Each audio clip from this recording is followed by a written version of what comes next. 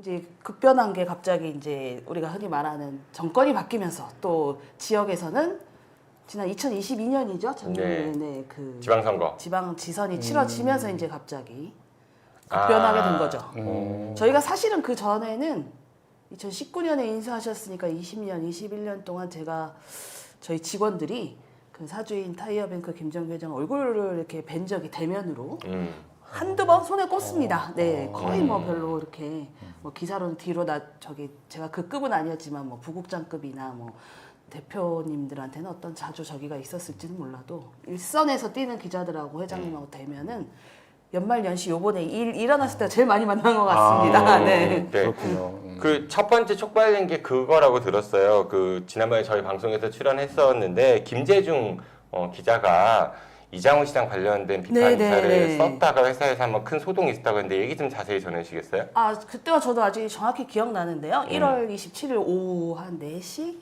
4시 반 정도였고요. 약 1년 전. 네, 2023년 1월 27일이요. 이렇게 본사로 다 본사라고 하는 것은 여기 타이어뱅크 세종뱅크 빌딩 8층에 그 타이어뱅크 본사가 있는데 대주주 회사죠. 그렇죠. 정확히 말하면 본사가 아닌 거죠. 네, 대주주의 회사. 그래서 당연히 1월 달이니까 저희는 연말에도 못 받고 연초에도 못 받고 그냥 한우 먹나 보다. 거기까지는 아니고 신년 인사 나누나 보다. 이렇게 그래도 이렇게 새해 복 많이 받으십시오. 뭐 이렇게 뭐 이런 거 하잖아요 회사에서. 그래서 그 정도로 갔는데 이제 속된 말로 날벼락이었죠. 그래서 그냥 이런 이렇게 이따마다 테이블에 다 모아놓고 앉아서 이제 그 해당 기사가 제목이 대전은 왜 윤석열 정부의 뭐 테스트베드가 됐나 뭐 이런 국정 운영 축소판 됐나. 그 전까지 전혀 낌새가 없었고 사실은 저희는 후배들은 이 김재중 부국장의 이 기사를 보고 너무 연성이다. 선배님 좀 약해지셨다. 이번에 좀 많이 약해지셨네요. 이렇게 그런 반응이 있었다고 우리가 이제 하더라고요. 그 전부터 이제 대전시에서 광고가 끊기고 막 이러다 보니까 선배님도 이제 약해지시는구나 이러고 좀 놀렸던 기사 이렇게 흔한 말로 하면 조금 선배님을 코를 쑤셨던 기사예요. 그래서 그 기사를 가지고 그런 김정일 회장님이 이건 인격 모독성, 인간 뭐 비하 기사다. 아니 우리 인격 회사 모독이요. 네, 인격 지금 그 모독이라는 말은 표현이요? 현재도 계속 네. 주장을 굽히지 않고 계시거든요. 나 이해가 안 가는 게 이장우 시장께서 윤석열 대통령을 굉장히 좀 좋아하지 않으세요? 뭐 그렇겠죠. 예, 그렇죠. 그러면은 윤석열 정부의 국정 운영 축소판이면 상당히 칭찬해 주는 거 아니야? 윤석열 정부의 기조에 충실하니까 그게 왜 인격 모독이야? 앞뒤가 안 맞잖아. 피디님 그게 좀 더 이렇게 생각을 많이 하셔야 돼요. 그러니까 제가 보기에는 이따가 이제 얘기를 나누겠지만 이 김재중 그 기자님이 어쨌든 그 일이 어쨌든 기폭제가 돼서 나중에 해고를 당하셨잖아요. 그래서 저는 사실상 이장우 대전시장이 해고를 사주한 거나 마찬가지라고 저는 생각을 하는 게 자꾸 비판 기사가 이제 DT에서 올라오니까 뭐 그게 인격 모독인지 솔직히 저도 잘 그 공감은 안 되는데요. 압박이 많이 갔을 거 아닙니까? 같이 골프 치고 뭐 그러는 사이라면서요. 그럼 사실상 결국은 압박이 너무 세게 오니까 그리고 광고가 또 끊기고 그러면은 상당히 디트뉴스 입장에서는 상당히 좀 불쾌하고 너 하나 때문에 우리 회사가 이렇게 어려움을 겪고 내 명예가 이렇게 실추돼야 되냐 그런 식의 생각들을 가지고 이제 더 좌지우지하면서 결국은 얘를 이제 괘씸죄로 날려야겠다 이런 생각을 굳힌 게 아닌가 저는 좀 물론 추론이지만 그런 생각을 좀 하게 되더라고요. 우선은 그 김정규 회장이 당시 인격 모독적이다 뭐 이렇게 얘기하면서 뭐 들었던 근거들 같은 게 좀 있나요? 발언을 좀 더 구체적으로 좀 듣고 싶어서요. 본인이 읽기라고 했습니다. 본인이 읽기에 제가 기억하기로는 자기가 이거 여러 번을 읽고 곰곰이 생각해봐도 그렇다 이렇게 생각하는데 신정섭 선생님이 아까 말씀해 주셨겠지만 그동안에 이제 쌓인 게 그 2022년 뭐 9월부터 이제 당선되시고 이장우 시장이 저희랑 그 전에 이제 김재중 부국장이 지역에선 최초로 대부분 인수위원회 백서 분석 이런 걸 해가지고 그 좀 분석 기사 같은 것도 내보냈거든요. 인수위 그랬더니 이제 이장우 시장이 뭐 그거부터 해서 좀 불편했는지 이제 회사 쪽에 자기가 흔히 말하는 그 당시 인수위원장이든가 아니면 다른 분을 해서 직접 회장을 찾아오기도 했고 이거는 김정규 회장이 본인 스스로도 최근에 누가 찾아왔었다라고도 말을 한 부분이 있고요. 그럼 저는 이제 여기서 한 가지 제가 기자 경력이 좀 얼마 되진 않았지만 좀 약간 의아했던 게 그동안은 어떤 기자가 기사를 썼을 때 그 기사가 조금 문제가 있다. 취재를 당한 입장에서나 기사 대상이 된 사람이라면 그럼 우선 해당 기자한테 연락을 하거든요. 네. 그쵸. 요건 이렇게 해서 네. 설명 그러니까 요건 반영해달라. 그럼 기자도 그게 합리적이고 아 내가 이것까지 미처 생각을 못했네. 라면서 이렇게 서로 수정을 할 수도 있고 반론 기회도 주고 그 다음에 이제 그게 만약에 안 되면 언론중재위원회. 뭐 데스크를 갖다가 보통 그다음에 편집국장한테 이렇게 올라가요. 네, 이렇게 그렇죠. 그렇게 네. 하고 이제 안 되시면 뭐 언론중재위원회 가는데 희한하게 이쪽 그 대전시 이장훈 시장님은 이렇게 내려오시더라고요. 그러니까 바로 회장한테 이제 그러니까 그 당사자나 저희 현장에서는 사실은 이장훈 시장이 무슨 기사 때문에 이렇게 그것까지 되게 좀 몰랐다 정도 아니고 좀 잘 파악을 못한 바로 위로 가니까 그리고 원래 그 PD님도 말씀하셨지만 이게 정말 아니다 싶으면 대부분은 언중위에 제소를 하셔서 근데 그런 절차도 하나도 없으셨고 네. 바로 그냥 그걸 뭐 탑다운이라고 하나요? 위에서 아래로 그러니까 이게 흐름을 살펴보면 2018년인가요? 그때 네네. 이제 타이어뱅크의 김정규 회장이 인수를 했고 그러고선 1년에 한두 번 정도 그냥 뭐 예의상 얼굴 네네. 보는 정도, 네. 인사하는 정도. 그런데 갑자기 정권이 바뀌고 나서 나타나셔서 인격 모독적 기사를 왜 썼냐? 내가 읽기엔 부적절하고 뭐 인격 모독적이고 우리 이런 얘기를 회사는 하셨다는 세상을 거잖아요. 이롭게 하는 회사인데 네. 네, 그게 목표거든요. 네, 네, 경영 네. 철학과 세상을 이롭게 해라 이렇게 하는데 그거 안 맞는다 이거죠. 비하다 뭐 이런. 더군다나 언론에 관련된 전문성은 전혀 없으신 분이 네. 나오셔서 편집 국장이나 어쨌든 데스크에서 무슨 지적한 것도 아니고 네. 그리고 뭐 개별적으로 얘기해서 이렇지 않느냐라는 의견 개진도 아니고 아 사실상 그렇네요. 생각해보니까 그것도 아쉽네요. 해당 당사자 기사를 그래, 쓴 그러니까- 당사자한테 한번 불러서 이런 저기가 들어왔는데 네. 본인이 직접 썼으니까 나한테 한번 좀 얘기를 해달라. 왜 이게 이렇게 썼는지. 그러니까요. 그게 절차인데 이건 사실상 의견을 그냥 전달한 게 아니라 지시한 거에 가까운 느낌을 받을 수밖에 없었던 상황인 것 같은데요. 그리고 네. 그 자리에서 해고 통보가 바로 있었다면서요. 해고 절차를 밟아라라고. 밟아라라고. 예. 네. 그거는 이제 저희가 다 있고요. 예. 예, 그래서 어떻게 됐어요? 그 다음에는? 저희는 이제 바로 1년 전 얘기인 겁니다. 그러니까. 네네. 바로 이제 아직도 그 장면이 생생한데 저도 당사자로서 이게 뭔 소리야? 하고 그냥 선후배도 이렇게 쳐다보고 뭐라는 거야? 막 이런 그리고 이제 뒤로 나와서 이제 좀 이렇게 확 다가오는 느낌 있잖아요. 그러니까 사실 사람이. 상상할 수 없는 상황이 벌어져서 전혀 예상도 또 네. 안 했으니까. 기사 한 건 때문에 해고 절차 밟아라 이런 이야기가 나왔던 거니까. 근데 저는 조금 전에 우리 변호사님 다운 논리적인 추론 접근이신 것 같은데 저는 그게 되게 타당하다고 생각하는 게 왜 이 사람이 가만히 있다가 네. 거의 뭐 전횡이나 간섭이 없다가 갑자기 그러니까요. 이제 지방선거 이후에 그리고 지방선거 이후에 또 시간이 좀 꽤 흘렀잖아요. 그러면은 그냥 추론컨대 네네. 이제 그 시장님하고 이 회장님하고 이제 님들끼리 뭐 골프도 치고 뭐 이렇게 좀 이제 좀 관계를 좀 많이 이제 쌓았을 거 아닙니까? 그 기간 동안에 그죠? 좀 쌓고 나서 거기 보면 나와요. 제가 김재중 기자님 인터뷰했을 때 경로했다. 그게 윤석열 대통령도 경로했다는 말 언론 통해서 많이 나왔고 이 시장님도 경로했다는 얘기를 대통령님이 들었거든요. 경로했다는 말까지는 전 못 들었는데. 아니 네. 다른 사안에 다른 사안과 네. 관련해서 경로했다는 게 되게 유행을 했었잖아요. 축소판이니까. 그렇죠. 예. 제가 지금 그 말씀을 드리려고 하는 거고 어쨌든 그래서 그 김 회장님이 자주 쓰는 말 있잖아. 아마추어처럼 하지 마라. 고수처럼 해라. 그래서 저는 그 단계를 밟지 않고 네. 뭐 해당 기자, 편집국장 뭐 이렇게 이렇게 단계를 밟지 않고 아예 그냥 다이렉트로 네네. 탑다운으로 그냥 회장한테 얘기해서 나 좀 많이 불편하다. 그렇죠. 네, 이렇게 해서 그냥 찍어 누른 게 아닌가 이렇게 좀 짐작이 저는 되더라고요.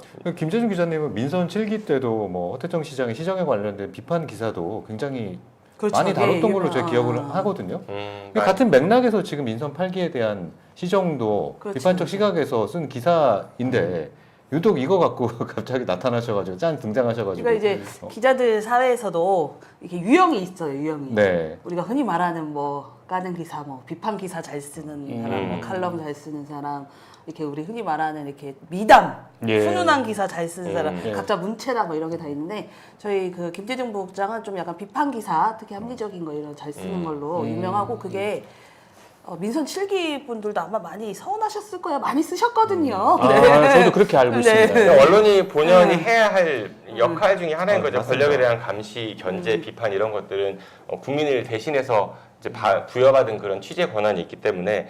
근데 뭐 처음에 이제 우리 제작진들이 걱정하셨었어요. 1시간 동안 이 단일 주제 갖고 얘기할 수 있느냐. 근데 제가 걱정 말아라 말씀들 잘하실 거다 했는데 진도를 좀 나가야 아, 그래야겠군요. 네. 네. 거봐요.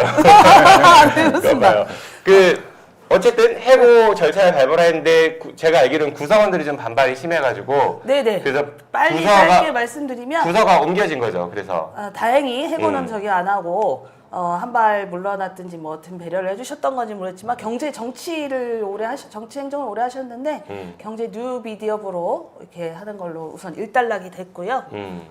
그리고 이제 그 당시에 우리가 당시 박기수 대표, 뭐 김재현 대표한테 이런 일이 다시는 있어서는 안 된다 하고 직원들 차원에서도 건의를 했고 박기수 대표가 저는 아직도 기억나는 게 분명히 다시는 이런 일이 없겠다고도 했습니다. 네. 구두였습니다. 물론 그때는. 네. 그런데 이제 4월 달에는 아예 기사가 삭제되는 일이 벌어져서 어떤 기사가 좀 삭제된 거예요? 그거는 저희 내포를 출입하던 충남도청에 있는 내포라고 하시면 예산 홍성 걸쳐서 있는 데인데요.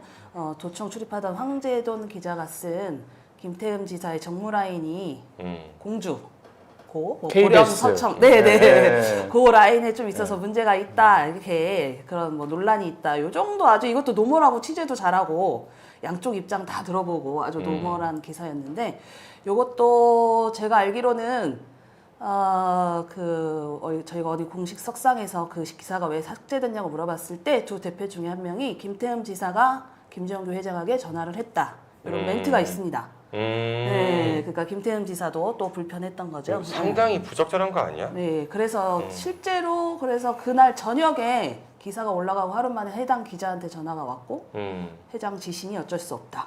근데 이게 기사 뭐 요즘에는 뭐 기자들에 대한 이런 이렇게 좀 낮아졌지만 자기가 쓴 기사가 사라진다는 건 삭제 이걸 뭐 수정내 이런 건 아닌 건 몰라도 삭제된 건 이건 상당한 상당한 게 아니라 내 예. 살점이 떨어져 나가는 것 같은 그 느낌일 것 같아요. 그럴 수 있어요. 그리고 내가 잘못 쓴 것도 아닌데. 예. 이게 또 후배 기자 기사예요, 저한테. 네. 그렇죠. 그러니까 이제 후배 기자의 기사까지 이렇게 하는 거 보면 이제 좀 안 되겠다 싶어서 이제 저희가 대응할 수 있는 방법이 사내에 어떤 뭐 편집위원회나 뭐 아무런 저기가 없었어요. 구성 조직 이런 게 없어서 이거 그럼 대응할 수 있는 건 노조를 만들어서 편집위원회 설치를 요구하고 외부 인원을 하든 뭐 이렇게 해서 그 방법밖에 없다 해서 이제 노조 설립이 이루어진 거죠. 네, 네. 저도 이거 기억이 나는 게 브리핑하려고 기사를 킵해놨는데 그 다음날 열어보니까 없는 기사라고 나오더라고요. 그래서 이제 밑에 쪽에 이제 물어봤어요.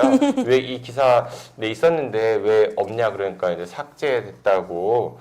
근데 전 말씀드리면 좀 이해가 안 가는 게 회장 지신이 어쩔 수 없다. 근데 김정규 회장은 타이어뱅크의 그 경영자이지 디트뉴스 24의 경영자는 아닌 거잖아요.